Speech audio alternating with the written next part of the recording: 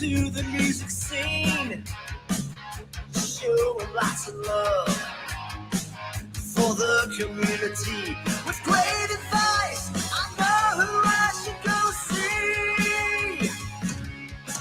So All Around Town Radio Show.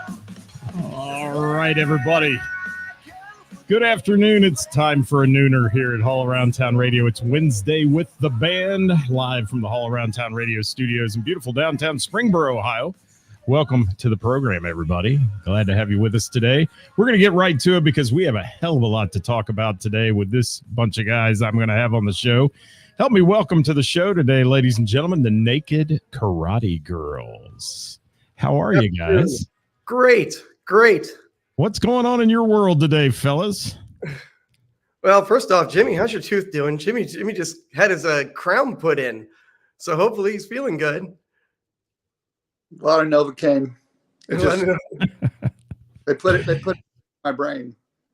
Are you going to be able to? Are you going to be able to talk today, Jimmy? Is the question? Yeah, I was just They ended up the crown they were going to put on actually broke while they're putting it in, so it didn't even happen. Oh, bummer. All right. Well, we are here live, ladies and gentlemen. If you're joining the show with the Naked Karate Girls, Sean Cooper, thank you for checking in today. And also Kenny Cunningham, thanks for being here. Guys, if you're out there, drop us a comment. Let us know who you are, where you're from. And we're going to get started. Let's talk about Naked Karate Girls, man. It is a phenomenon. It has been voted one of the best bands or acts, whatever you want to say, in Cincinnati many times, in that Taste of Cincinnati and all the other things they do on Cincy.com. So tell me about it, guys. Tell me where this idea even came up and who came up with this crazy gimmick you guys have now that just blows people away. Glenn Kukla started it off pretty much. Actually, yeah, he started off by wanting to start a band a little bit different from everybody else. And he wanted to do antics as well.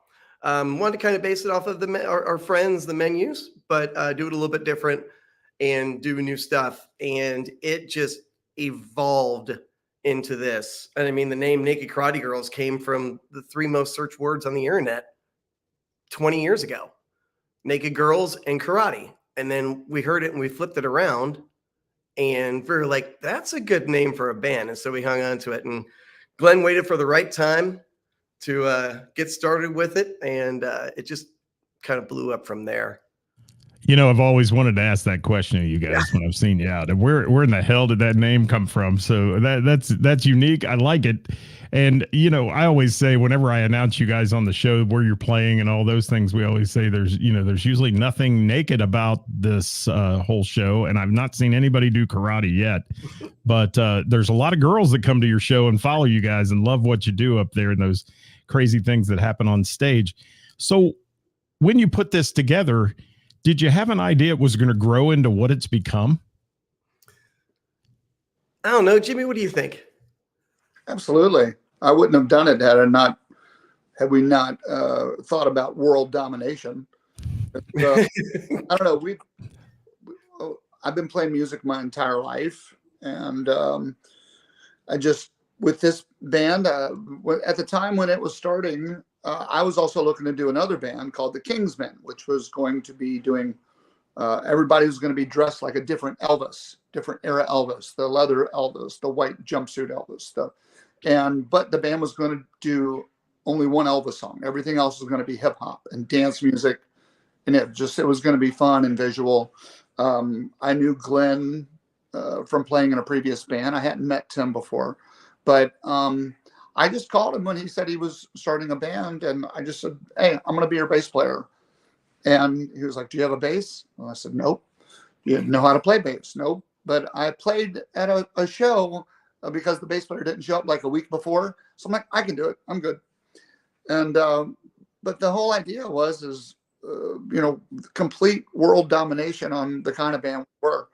I think, as far as cover bands go, we've been very successful, and we worked very hard to put ourselves in a place where we have demand that we have. Last year doing 341 shows. Yep. I don't know Wow. a complete perspective 16 years ago, but I wouldn't have done it had we not been aiming for by far the best thing that could have been done as far as a cover band goes. Well, I've always said to people, if you're going to have 5,000 of your closest friends in a big tent and partying outside, there's no better band to play than Naked Karate Girls, because you guys not only bring the energy, you bring the alcohol sales, all the things that are important to all these fundraising events and all these big church festivals and those kind of things. You do what they want. I mean, you keep people there, you keep them dancing, you keep them having fun. So how many members total in this band? When you're talking about 340 dates in a year, how many members are in this band, and how can you even begin to pull something like that off? That's a bigger schedule than most national touring artists have. We have a total of, I believe, when I counted, around 15 members total. We've got the original lineup of me, Glenn, Jimmy, Brian Hughes, and Tyler Ryan singing. And then that's our original lineup. And then we've got guitarists. We've got Carl. I've got a whole list here. I've got to remember the name. Carl Shepard, Clark Conley, who plays in the Genesis Project, Ryan Marcotte, who used to play with Glenn, Sean McGarry plays with 3PR, and Aaron Thomas has played guitar for us, as a matter of fact. And then on bass, we've got Greg Fairbanks playing with us quite a bit.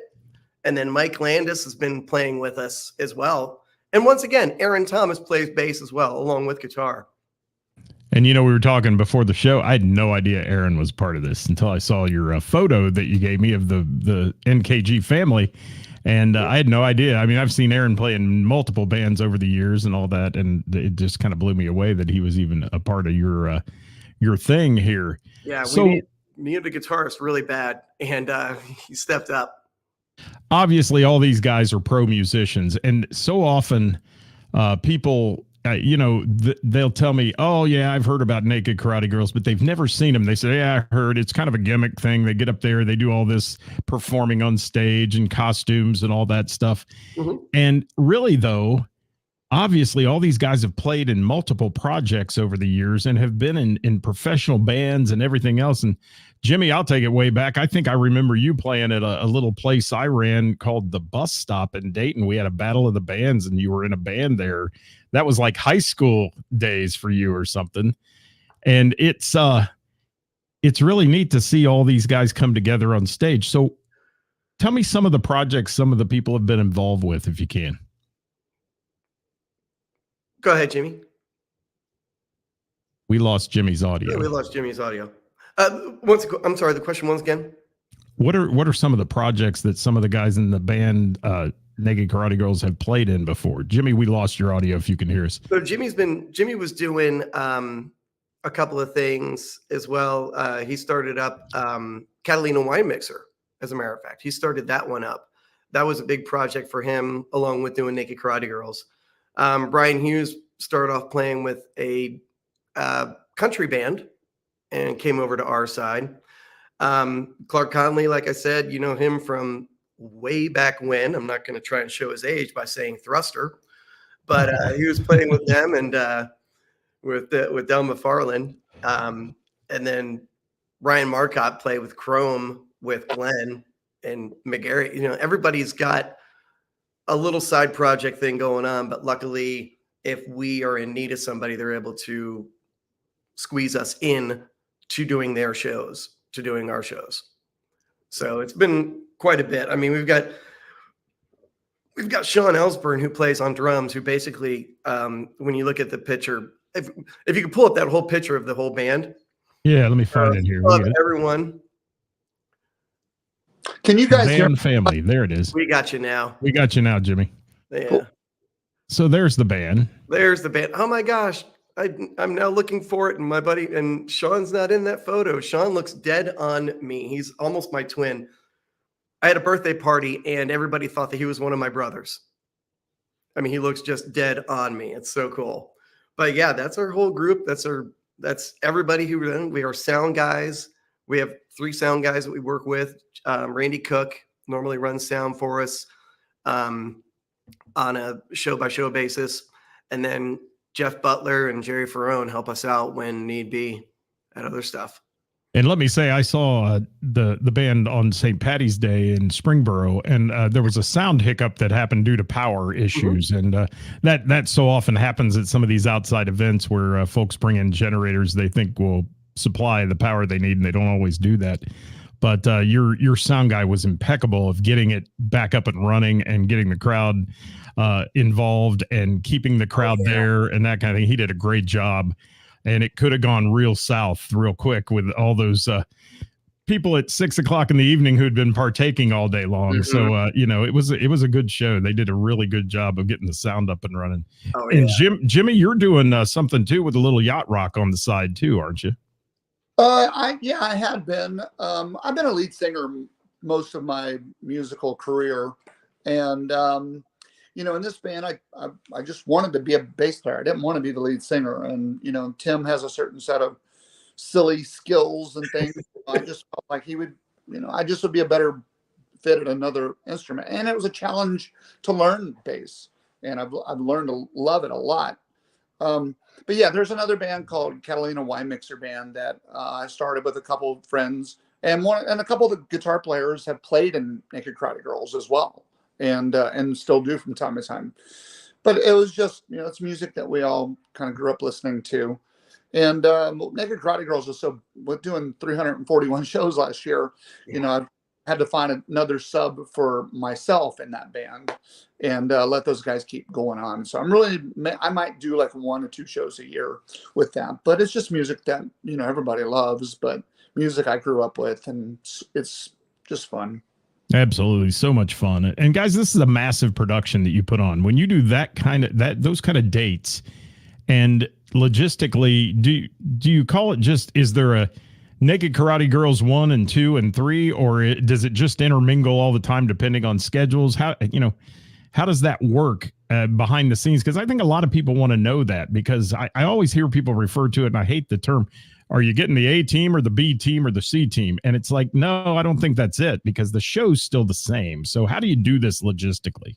We try and keep everything the same. We have for instance, we have a 17-page list that we send out. These are all the questions that the venue has to answer in order for us to do the show. This is just huge. There's really important stuff in here, like, what time do we have to be there? What is the power like? Is there a stage? Are we up on it? Are we down on it? Are we inside? Are we outside? It's 17 pages, but it's about 40 questions that we have to ask every time we go to a venue, if it's our first time in as well. So that entails a lot of kind of important stuff for us to know when we do a show. It's quite a lot of work that Jimmy and Glenn do. They send these things out to the venues to give them an idea of what all we need. We can't just show up and plug in and go. It's a little bit more than that. There's a certain size stage that we need, that kind of thing. So I love Chris Reese's comment here, by the way, guys, off the topic a little bit, but he said to be an NKG, you have to have guitars hanging on your wall, because that seems to be the backdrop of the day, doesn't it? I noticed that. Yeah, it does. And thanks, Glenn, for the comment on the yacht rock. We love some yacht rock here as well. So logistically, St. Patty's Day, let's talk about that, because that was just recent in everybody's mind. How many shows did you have that weekend?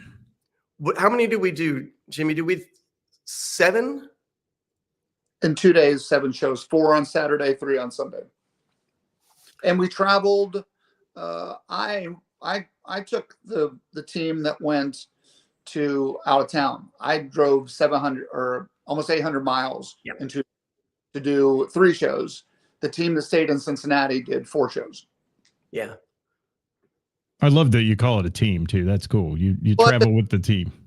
And answer your question a little bit, go a little bit further into that, is we just call everybody a cast member. There's not really A or B concept. The idea is more like the Marvel, DC Comics, all superheroes, the Avengers, or whatever you want to call it, where, you've got Iron Man and the Hulk and, all these different people who work together as a team. That's really what it's like, the idea of it.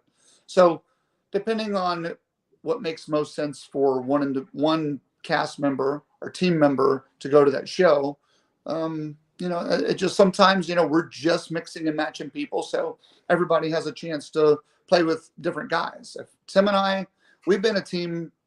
I feel a very powerful team for 16 years. This is our 16th year we've been playing shows together. Yeah. He and I every show is a little bit different. It's a custom show every time, but we will purposely make me have another singer, or I work with another set of guys, or a different guitar player, just so we can get a different flavor for everybody, and everybody just stays fresh and cool. And there's great musicians in this town. We're lucky enough to have some of them that, want to play with us. So it's a good gig. People, get treated well in our band, and we've made that work. And I think that's the biggest reason why we're still going 16 years later, is because we've been very lucky to get some of the people that play with us. Well, that segues into the next question I had for you. How do you determine what goes into the set list? Because you have such a variety of tunes you can play.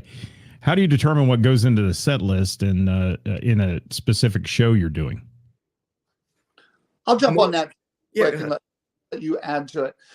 We play a variety of events, everything from private events for companies. We just went to St. Kitts in the Caribbean and Riviera Maya for these two different companies that flew us down in private jets, and we went down there, and it was a great time. We flew back. The weekend we came back, we played a church festival. We played a fundraiser for cancer research. Then the very next week we flew to Key West. We played Key West for a week. Then we flew to Toronto to play for a birthday party in Toronto. We have all these different kinds of shows that we do, and the set list and how we determine all of that is just based off the feeling of the crowd, the crowd that we're playing for. Just 2 nights ago, we played a private dinner party for the Cincinnati Reds baseball players, and in an undetermined location. Mm-hmm. And we started when they were still at the end of their dinner. So they were all sitting. So we did some songs that just kind of get a feeling of where they might be at, what kind of music they might want. We could tell by, say, their age, and maybe that they want some hip hop. Maybe they want some country. We have 6 hours of music that we do, but we never use a set list. We just determine it off the feeling of the room and what they wanted. It ended up being this amazing thing that started out with people sitting in their seats. End of the night, though, they're all up, hooping and hollering, singing with us. We had the whole Cincinnati Reds team up on stage. I love it. With us as we were one big band. It was a super cool experience. But it's a really interesting question that you asked, and a good one, about how we determine that. It's all determined on what kind of crowd we're playing for, and we can morph and wiggle in many different directions. If they want more country, we got an hour and a half of country music that we can play. They want hip hop, we got 3 hours of hip hop. They want oldies, we can do that too. But we just determine it all on what it feels like in the room at that given time, and then we go in different directions with it. Well, that answered my second question to that, or follow-up to that was, do you call audibles on stage? Obviously you do. And based on the crowd response and what they're into and what they're not into. And I think you have a pretty good idea most days going into, what the crowd's going to be at this certain event. Like on St. Patty's Day, obviously, you've got a party crowd there. They're ready to get up and dance and burn off some of that green beer and all that stuff they're partaking in. So you can read that room pretty quickly. Have you ever had a tough show, though, where, it was, you were like, oh, this isn't working, change to this, and that didn't work so well? Have you ever had one of those? We've had quite a few of those. That's been really interesting. The first year we played a biker rally called Hog Rock up in Cave and Rock, Illinois. And it was a bunch of bikers. And it was, I got to remember to be PG with this, but they were doing like a lot of sexiest girl dances, who can drop a quarter in a cup from their adult themed adult themed party Sure. stuff. Yes. And we were just like, what are we going to come out and what are we going to do? Okay, we got to come out hard. We got to come out and want them to really kind of party with us and have a good time and show what we can do. And we came out and we did a bunch of rock stuff, and just it was really cool because at the end of it, when we were done, we got off stage and a lot of those bikers were like, man, we were really expecting to see some naked girls, and you idiots are up there on stage. Man, you guys were awesome. And all right, thank you. No, you don't understand. It was like very redeeming of reading the crowd and being like, okay, we're not going to be doing Run Around Sue tonight. I can tell you that right now. So we do have to read the crowd. And it's even been that way at a couple of weddings and stuff like that, where we've done weddings. And it's, there was an argument between the families and we didn't even know it. And we were just, having a blast, like, hey, come on, guys, why don't you get into this? Let's do this. And it, unbeknownst to us getting everybody up and dancing is what brought the two families together of let's forget about this. Let's have fun right now. So it was really cool to be able to do stuff like that. So yeah, in fact, I was at a wedding you guys did once, and it was funny because the bride and groom were the ones that hired you. Obviously, they wanted you to play their wedding. They come to your shows, all that. Dad, who was paying the bill, not so much. And he had never seen you play, so you guys got up there and started all the craziness, and the crowd was, and he was worried about somebody breaking something in the venue and it costing him money and all that. So it was funny to see that reaction. But by the end of the night, you won him over, and he was thanking you guys and said, "Man, what a great time for my kids and all that." So, it's an interesting thing to play the room, I think, and you guys have a specific style that just is unique. Like you said, you talked about the menus earlier. I've seen the menus. Tim is a great guy. I mean, he has done so much in the community and everything else. And they're a tried and tested band for years and years. You guys have been. What do you think creates the longevity of this? I mean, what makes it last? Because there's so many flash in the pan bands out there.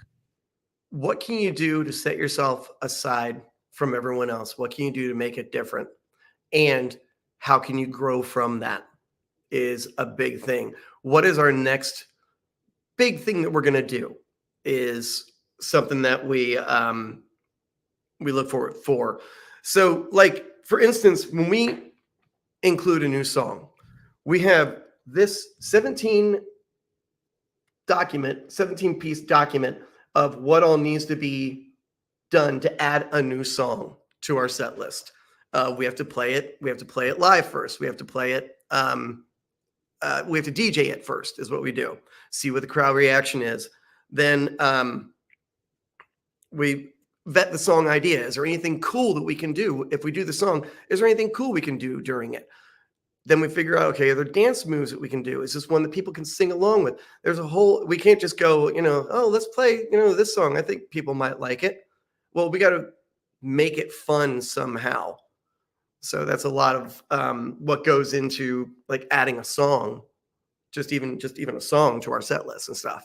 Gotcha. Then, you guys have some funny names too for each other, stage names. Jimmy, yours is Paunch. Where'd that come from?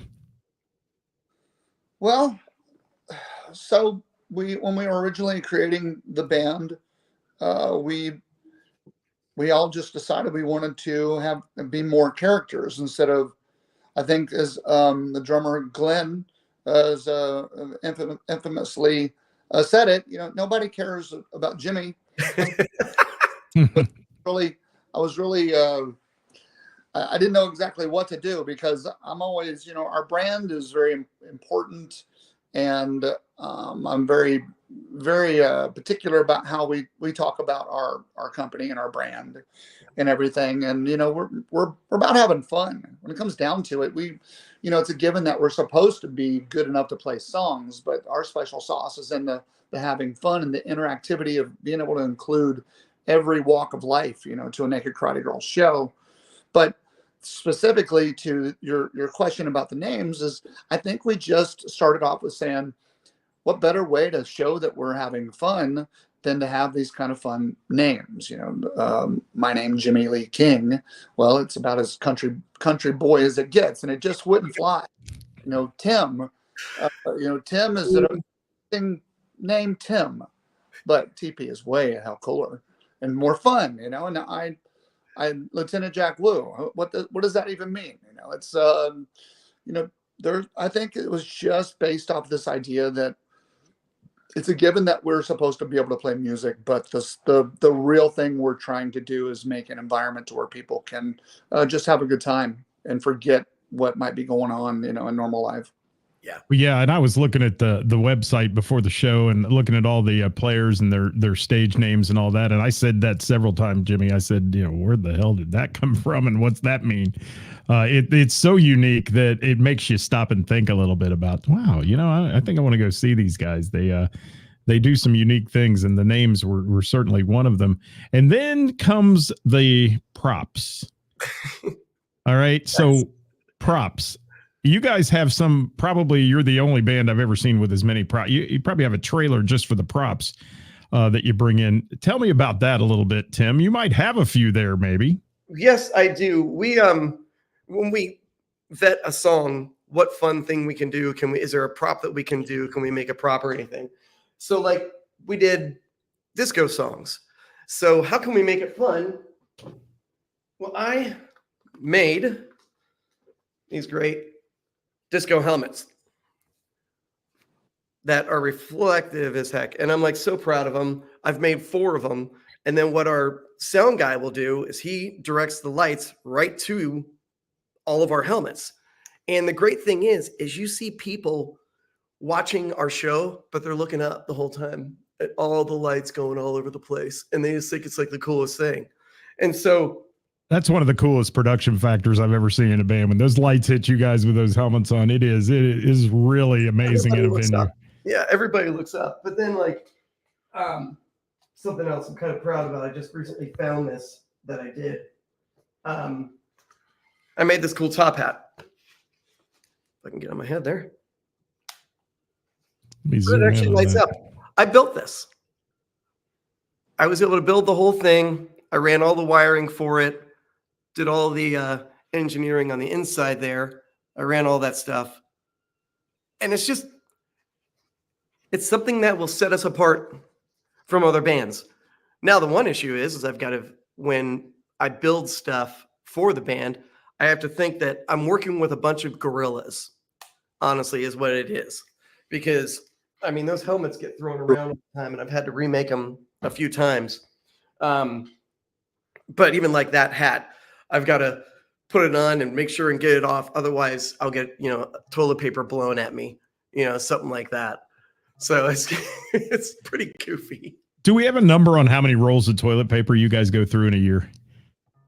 How many do we purchase we'll purchase Go on to the next subject. No one goes.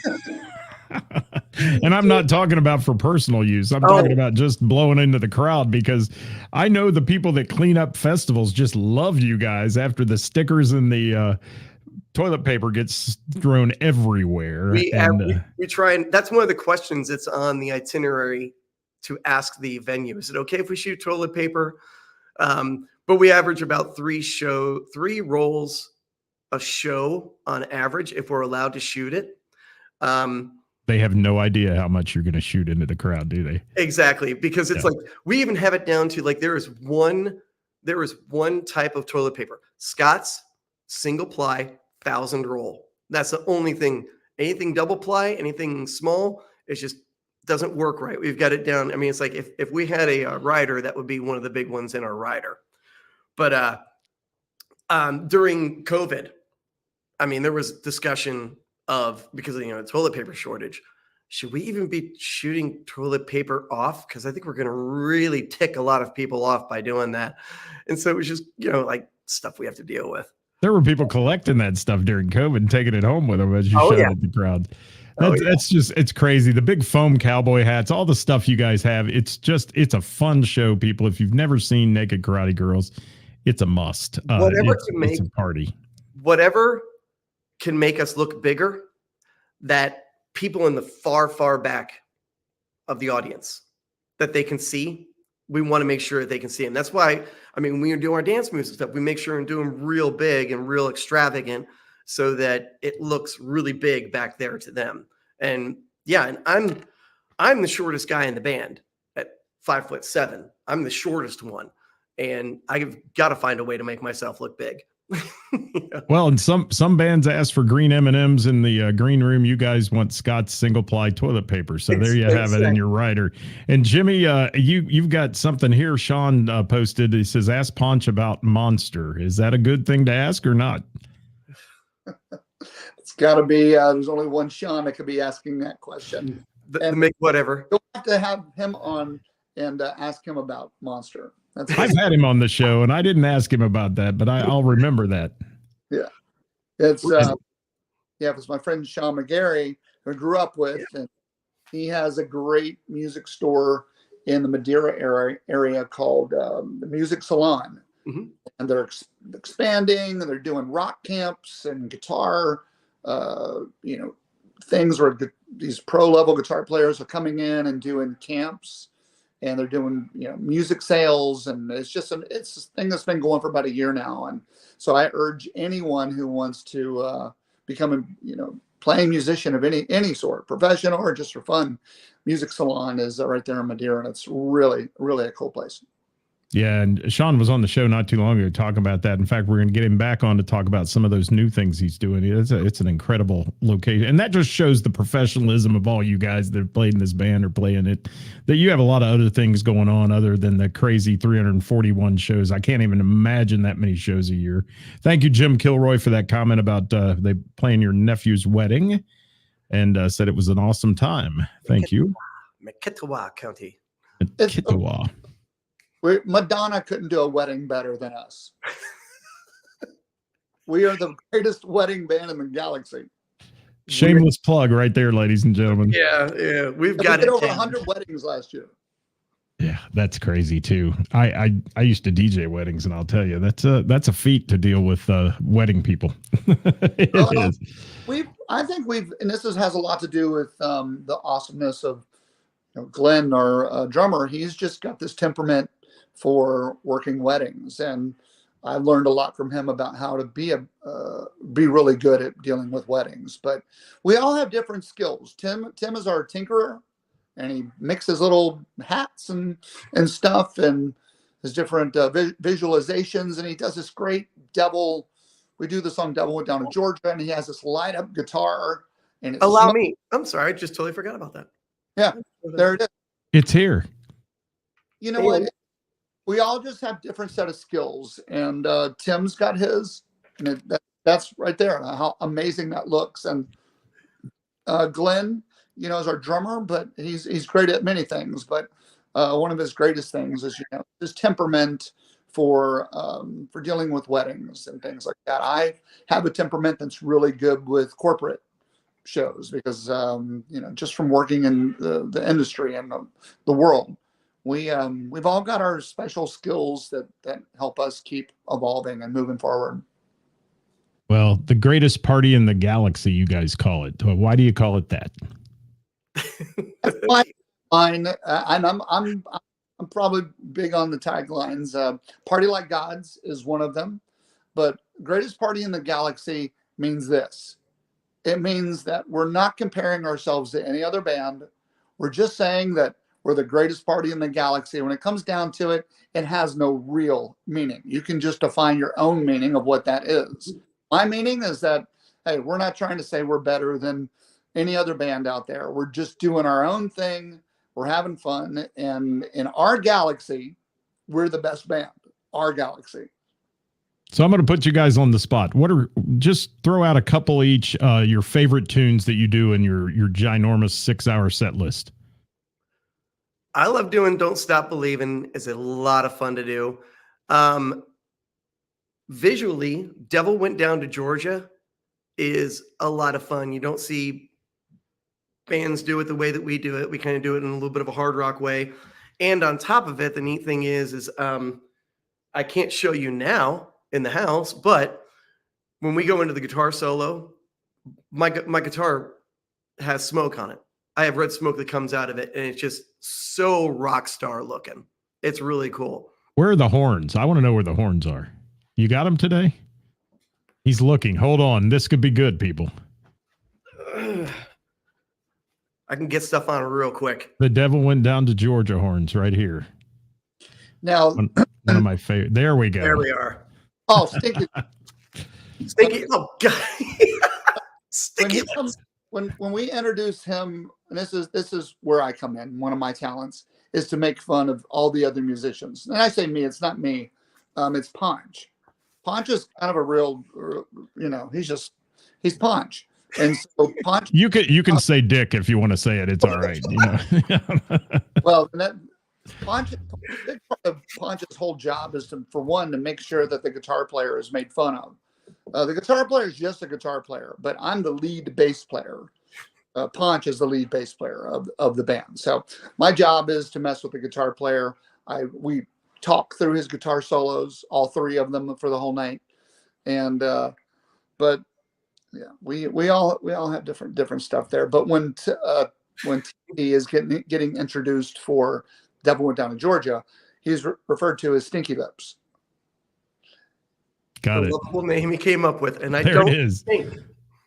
And I will say, Tim, I just want to say real quick, and a little off topic again, but Thursday night I spent the evening with you at the Bell and the Bear, and you got up there and played a set that was this spontaneous, crazy rap hip hop, 50 years of hip hop music thing that you did on stage, and were joined by Chris Reese and Brandy Evans. It was epic, man. And you just got up there and seamlessly pulled that off like you'd done it for 100 years.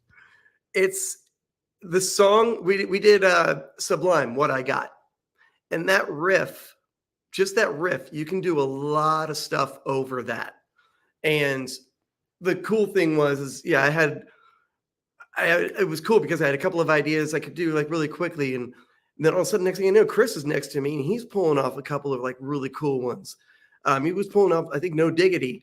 And then who jumped? Who's the lady? Who's the girl again? Brandy Evans. Brandy Evans jumped up as From Strange well. Love, yeah. Yeah, for Strange Love. She popped up as well and really started doing some cool stuff. So it was really spontaneous, and just the three of us were just swapping back and forth songs, and it was just a lot of fun. It was really cool. So yeah, that was a really fun night. I wasn't not expecting it to be that fun either. And Jimmy, I don't know, did we hear your favorite songs in the band? Do you have a couple? You didn't, but the favorite thing that we do, we have this 32-minute medley that we do that encompasses about 17 songs. And it's just this medley that it's probably, I think, our most awesome thing that we do. It's nonstop. And it starts off with Party Rock Anthem and ends with Lose Yourself by Eminem. And it has Taylor Swift in it. It has a lot of like, what are some of the rap songs from like the hip hop stuff from the 80s that are in that TP? Let me see. Tootsie Roll. I can't remember the other one, but then there's a couple of Oop, there it is. Whoop, there it is. That was the other one. Yeah. Salt and Pepper. But who's the other guy? Don't Believe Me, Just Watch. Bruno Mars. Bruno. Yeah, there you There's go. a couple of Bruno Mars songs in there. Got How Low Can I Go in it. It's got All I Do Is Win. It's just got all these great songs in it, and how we've put it together. It's just like one long song. And I feel musically, if there's a lot of people that I'm sure have critiques and things about us, but when you watch us pull that song off or that medley off for 32 minutes, I think it's hard to say that that's not impressive in some form. And it's all built with choreography and all the stuff that we do. So that's my favorite thing that we do. That is really Yeah. Hell with the haters, man. No, that's what I always say. Everybody's going to hate on something or not like something, but you can always switch the channels, or you don't have to go to an NKG show if you don't like it. But there's a hell of a lot of people who do, and they love it, and they follow you guys around. I know you see a lot of the same faces when you're doing your public shows all the time. So you got a faithful fan base, ton of followers on social media. Let's chat real quick about how people can find you if their head's been in the sand and they don't know where you are on social media. How about that, Tim? We're on almost every platform. We're on Facebook. We're on Instagram. We're on Twitter. Our MySpace page is still up and running quite well, I like to say. If you respond, I mean, if you're interested in having us come out and play at a venue, you can contact us through those. And we're really quick about getting back to it, about getting back and responding and figuring out if we are able to play. So yeah, and nakedkarategirls.com as well as the other one. Just make sure not to do it at work. Otherwise, internet security has an issue with it somehow and whatever. Yeah, that could be tough. And that could be tough. Yeah. Yes, absolutely. Well, we're going to have to wrap this up today, guys, but I do want to ask a question and Jimmy doesn't know this question at all. Hit him first. But I am going to ask a question here that I ask of everybody we interview on Wednesday with the band, and it is this. I'll start with you, Jimmy. If you could take the stage and play with any artist, past or present, who would you want to play with? Alex Van Halen. There you go. Tim? Wow, that was quick. Hey, he nailed it, man. Right. He knew exactly who he wanted to play with. Gosh, I was even prepped because I knew that you do this question, and I'm still kind of like, who would I want to play with? But I think Journey would be a lot of fun to play with, even with the new singer. I think he does a phenomenal job, and I think that would be a lot of fun to play with those guys. But I mean, if I were, I'm really big into the band Ghost. And if I could play with those guys, that would be really, really cool. They're a costume band as well, hence why I like them so much. And they just do really cool metal. And we're secretly metal fans. A lot of the songs that we end with, when we end a song, most of the time we end it with some metal rock thing. So yeah, we're secretly metalheads kind of, but. There you go. All right. Well, anything else you guys want to add about the band or anything? If you're watching, guys, after the fact today, please drop a comment in. These guys will have it on their page as well, and they'll be able to answer your comments. But anything else you want to share about the band here, guys? If anybody's going to be going to the Reds game tomorrow, we're going to be playing before the Reds game down at the Banks from noon till 4. Oh, that's a big one for us. We've got a lot of stuff planned for that. Yeah, that'll be insane down there with opening day and all that. That's fun. Yeah, we have to get down there at like 9 a.m. Yeah.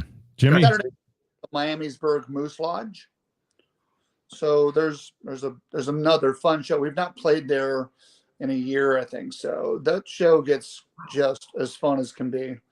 And, it's easy to get a hold of Naked Karate Girls. If you want to get a band for a wedding or a corporate show, if you're going to Italy or Hawaii, I mean, we've figured out a way to travel internationally that saves corporations a lot of money in the way we do it.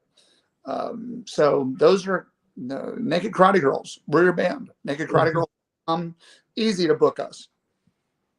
And I will add to that just to say, folks, if you're watching, one of the best party bands that I've ever seen in my entire life in music is this band. They turn it on from start to finish. The intro, when the guys come in and you've got flags and you march into the stage and all those things, it is a production from start to finish. And we want to mention your sound and production people as well real quick, because it's top notch. The vocals are spot on. Everything is good.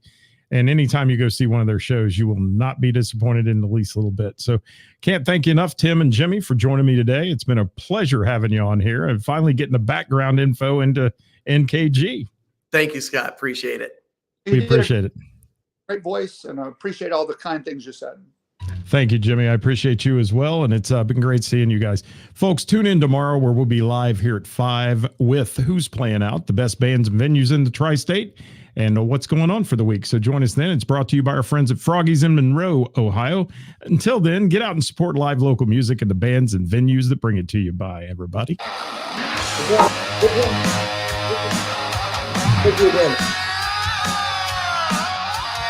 Stay with me a second, fellas. All right.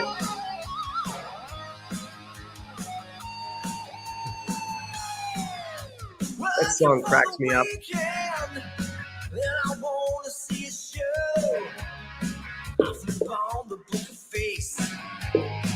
Yeah, I know where to go. There's a man over there. Yeah, just kidding.